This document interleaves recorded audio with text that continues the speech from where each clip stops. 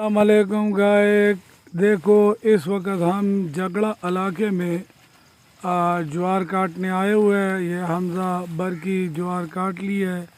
अब हमने एक बड़ा खूबसूरत मंज़र है, खेतों में बैठे हैं, वो हमारी गाड़ी के ऊपर जो है तो ये लाद रहा है। ये देखो ये बंदा ये जा रहा है और बड़े खूबसूरत मनाजिर है।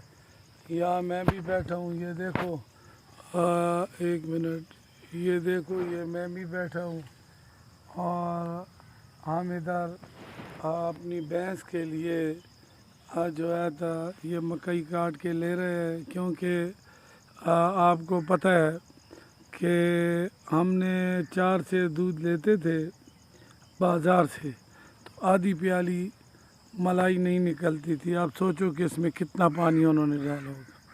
बस इतना है कि अपने घर के लिए खालिश दूध हमें मिल जाता है और यह अल्लाह का बड़ा करम है।